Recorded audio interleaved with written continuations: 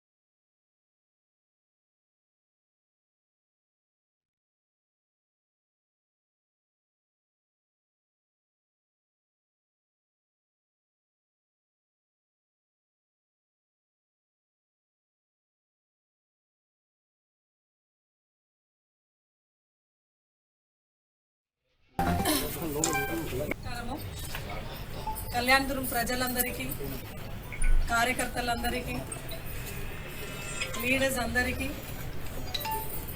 చాలా విశ్వాసంతో ఈరోజు దాదాపు 80%గా మనం ఈరోజు కౌన్సిలర్ సీట్స్ని గెలిచి చైర్మన్గా ఈరోజు తలారి రాజ్ కుమార్ని, అదేవిధంగా వైస్ చైర్మన్ని జయం ఫణీంద్రని ఈరోజు పార్టీ అధిష్టాన ఆదేశం మేరకు ఈరోజు నియమిస్తున్నాం.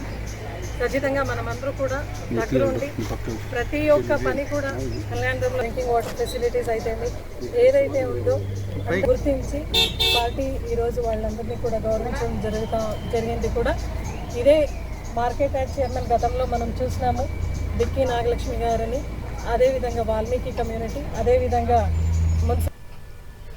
జనగామ జిల్లా లింగాల గణపురం మండల ప్రజాప్రతినిధి ప్రాంగణంలో మండల పంచాయతీ కార్యదర్శులు సంగారెడ్డి జిల్లాలో ఆత్మహత్య చేసుకున్న గ్రామ పంచాయతీ కార్యదర్శి జగన్నాథంకు నివాళులర్పించారు.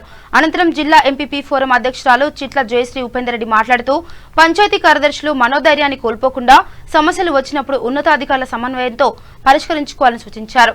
ఈ కార్యక్రమంలో ఎంపీఓ మల్లికార్జున్, ఎంపీటీసీ సిద్ధుగౌడ్, ఆయా గ్రామాల పంచాయతీ కార్యదర్శులు పాల్గొన్నారు.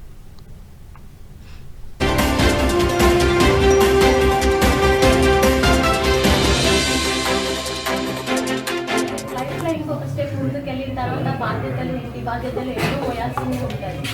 ఇదైతే ఈ నిర్ణయం అయితే కరెక్ట్ కాదు. మీరు గ్రూప్ ఉంటుంది కాబట్టి మీరు మెసేజ్ చేయండి ఒకరికొకరు, మీరు మేమున్నామన్న ధైర్యాన్ని మీరు ఇచ్చుకోవాల్సిందే.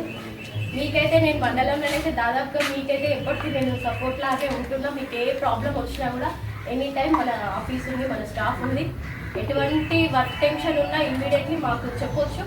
మీకు ప్రతి క్షణం మిమ్మల్ని కాపాడుకునే బాధ్యత అయితే మా పైన అయితే తప్పకుండా ఉంటుంది. ఈ మండలమే కాదు, జనగాం జిల్లా ఎంపీలో కూడా కాబట్టి ప్రతి ఒక్క పంచాయతీ కార్యదర్శికి ఎటువంటి ప్రాబ్లమ్స్ ఉన్నా కూడా, వర్క్ టెన్షన్స్ కావచ్చు, లేకపోతే మీ శాలరీ ఇంకేదైనా ప్రాబ్లమ్స్ కావచ్చు, ఎట్టి పరిస్థితుల్లో ఇట్లాంటి నిర్ణయాలు మాత్రం తీసుకోకండి. ఈరోజు మన మండల పరిషత్ ఆవరణలో నిజంగా చాలా బాధాకరమైన విషయము.